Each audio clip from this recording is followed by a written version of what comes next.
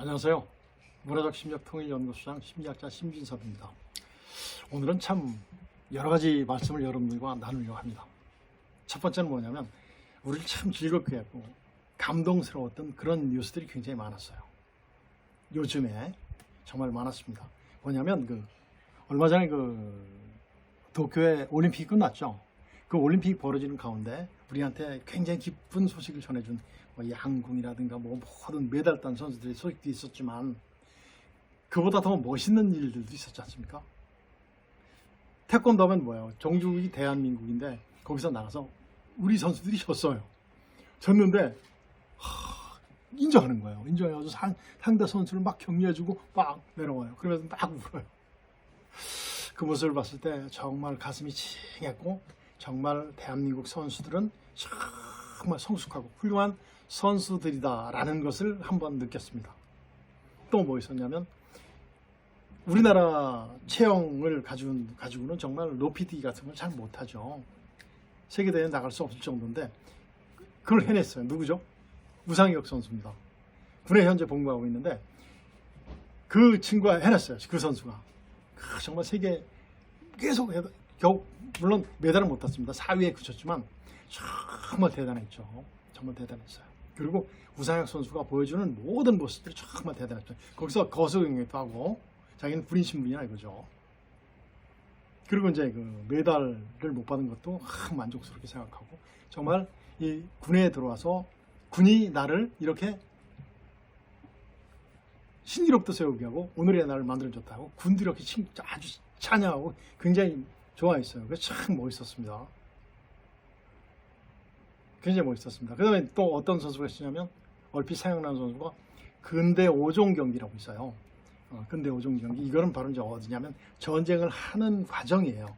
전쟁하면서 이제 싸우면서 이제 하는 그런 것들을 싸우는 과정을 운동 경기에다 접목시킨 거예요. 수영도 하고 달리기도 하고 사격도 하고 승마도 하고 막 이런 건데 이런 종목 굉장히 어렵죠. 철인이 아니면 못합니다. 근데 거기서 누가 있었어요? 우리나라도 또 정태란 선수가 있어요. 또 그 동메달을 따냈어요. 이런 것들이 정말 우리 대한민국 국민들을 전부 다 행복하게 해줬어요. 그리고 아주 뿌듯하게 해줬어요. 감동을 줬던. 그 다음에 여홍철이라는 선수가 있습니다. 그때 88 올림픽 때 금메달 딴 선수죠. 우리 체조에서 금메달 딴 선수인데 여홍철이라는 크기가 얼마나 무겁겠습니까? 그 딸이 여서정인데 아버지의 산을 뛰어넘어서 메달을 따냈어요. 동메달을 따냈어요. 이런 것들이 정말 인간다운 멋있는 일들이 아닐 수가 없습니다. 그 올림픽의 감격이 끝난 다음에 뭐가 있었죠? 패럴림픽이라고 있습니다. 패럴림픽. 장애인 분들이 이제 모여서 하는 체육대회인데 이것이 1952년도에 이제 국제대회로 발전되죠. 영국의 구트만이라는 분에 의해서 이렇게 재창이 돼서 이제 만들어져요. 그래서 1960년도서 로마 올림픽이 열리지 않습니까? 올림픽이 끝나고 나서 2주 한 달 이내에 이제 다시 열리는 것이 바로 패럴림픽이에요. 이게 이제 하계 올림픽인데 하계 패럴림픽인데 동계도 또 열립니다. 스웨덴에서 이제 개최했죠. 1976년도에 이제 그때 부서 이제 열리는데 거기에서 보여주는 우리 선수들 보면 정말 우리한테 감동만 줍니다. 비록 메달은 못 땄어요. 탁구 부분에서 우리나라 남자 탁구에서 1, 2, 3등 정도 대한민국 사람이 땄습니다. 근데 거기서 우리 한국 선수와 상대했던 그 선수 중에 하나가 팔이 없습니다. 팔이 전부 없고 발로 다 공 띄우고 입으로 입을 물고서 하는 선수인데 그런 선수를 봤을 때 정말 장애를 극복하고 해낸 거기 참석한 모든 선수들 메달이 중요한 것이 아니라 자기의 장애를 극복하는 그 정신이 정말 최고입니다. 최고. 감동스러워요. 이런 것들이 바로 뭐냐면 인본주의예요. 장애까지 극복할 수 있는 거잖아요. 실제 마음의 장애는 없습니다. 그분들은 신체적인 장애일 뿐이지. 이런 것들이 쫙 일어났어요. 그리고 또 최근에 아프간 사태가 일어나지 않습니까? 거기 패럴림픽 참가가 하는 선수들이 있었을 거 아닙니까? 그분들이 이제 못 오게 되자 모든 사람들이 염원을 막 했어요. 어떻게 해가지고 그분들이 좀 더 또 어떻게 돼요? 패럴림픽에 참석을 하게 됩니다.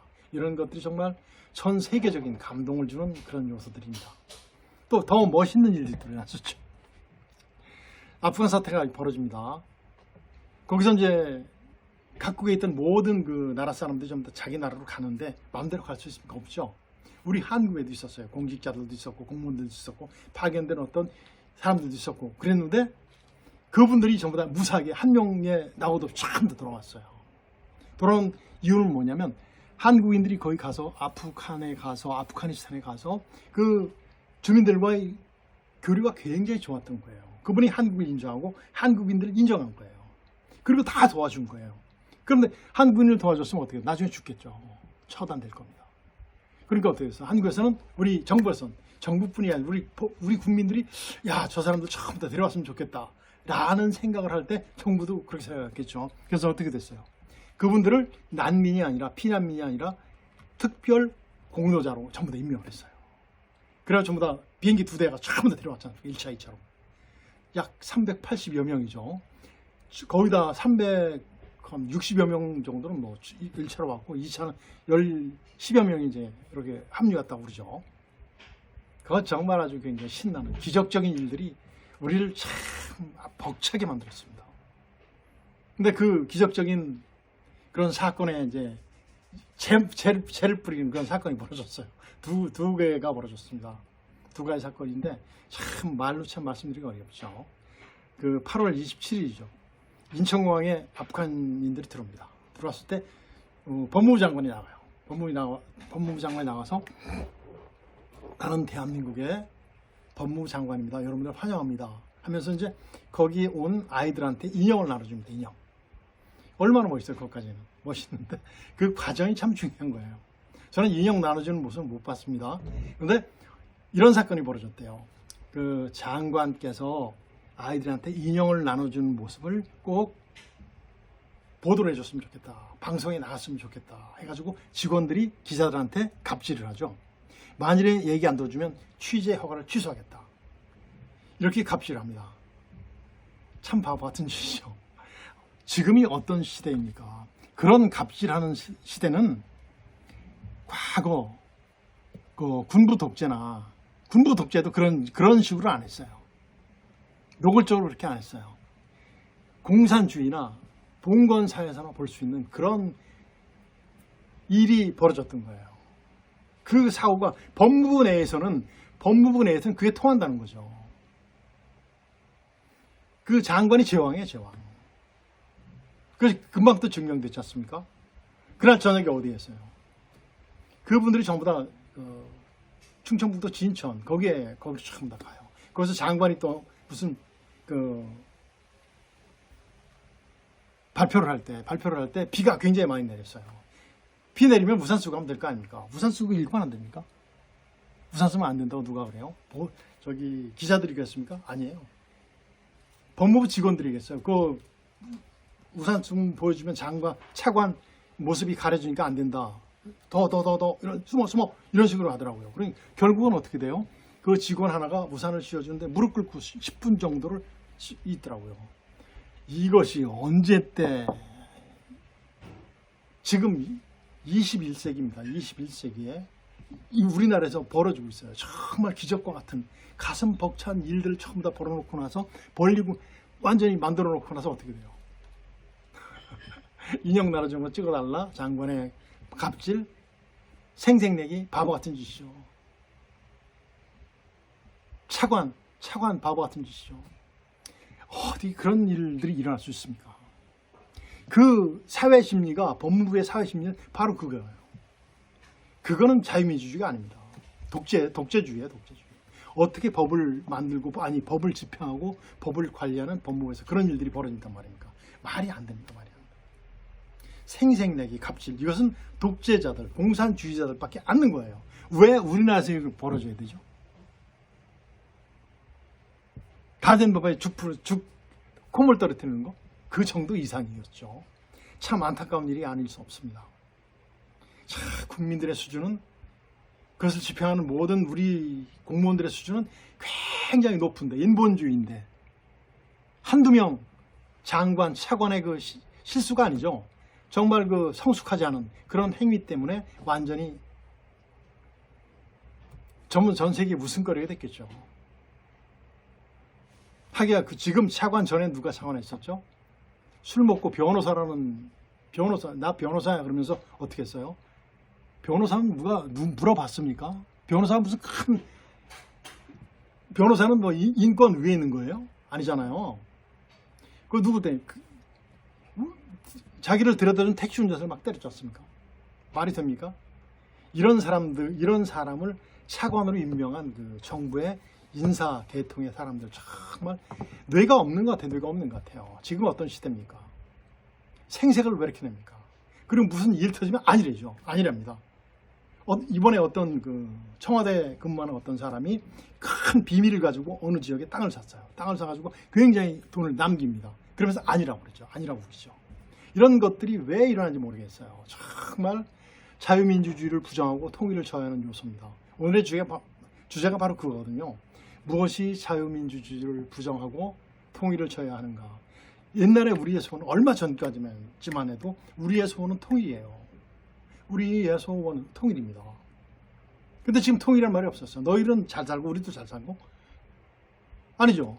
또 어떻게 됩니까? 통일을 영원히 저해하기 위해서 200만 명 우리 2,300만 내 동포들을 노예를 부리는 200만 그놈들을 위해서 먹여 살리는 대북전이 왜 이루어지는 겁니까? 이런 것들이 바로 참 상상을 할 수 없는 그런 일들이 막 벌어져요. 안타까운 일이 아닐 수 없습니다. 8월 30일이 바로 이제 세계 한민족 여성 네트워크 대회가 벌써 이제 20번째죠. 열렸어요. 거기서 대통령 부인 김정숙 여사가 이제 말하죠. 마치 그 대통령이 생생내는 것처럼 똑같이 얘기합니다. K 방역 시스템에 대해서 얘기하고 참 뭐에 대해서 자랑을 막 해요. 정부의 지적으로 얘기합니다. 정부의 지적입니까? 정부는 가만히 있으면 되는 거예요. 누구의 지적이에요? 국민들이 협조해. 국민들의 작품입니다. 근데 왜 자기가 있다고 그래? 선진국들하고도 자기가 있다는 거야, 자기들이. 말이 됩니까? 정말 생색내기. 정말 멋있는 리더는, 최고의 리더는 모든 책임을 다지는 겁니다. 그리고 국민들한테 사과도 잘해요. 그리고 그 사과를 자꾸 하면 안 돼요.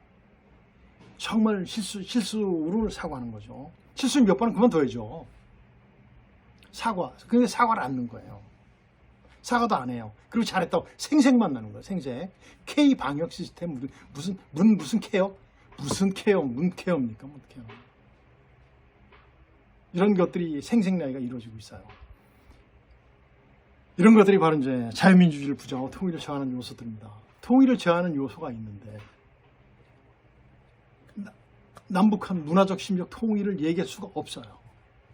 얘기할 수 없습니다. 이 국민들은 문화적 심리적 통일을 얘기하는데 이 정부 요원들만 거부하고 있어요. 정말 안타까운 일이 아닐 수 없습니다. 정말 우리 국민들 정말 얼마나 멋있습니까? 공은 부하에게 책임은 내가. 이게 최고의 리더 아닙니까? 우리 코로나 사태 때문에 어때요? 코로나 사태 때문에 우리 서민들 전부 다 거지됐잖아요.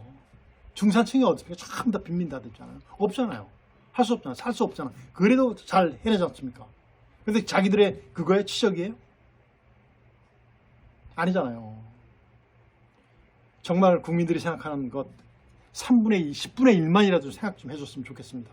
정말 갑질하지 않고 생색내지 않는, 즉 독재주의자들, 공산주의자들의 그 행태를 안 했으면 좋겠습니다. 정말 자유대안에 살고 있는 사람으로서 정말 안 했으면 좋겠습니다. 그래야지 통일의 열기가 무르익고 저 야수 같은 그 나쁜 북한 김정은 도당 그 일당들을 그래서 허덕이고 있는 우리 동포를 생각하는 그런 문화적 심정 통일이 빨리 이루어졌으면 좋겠습니다.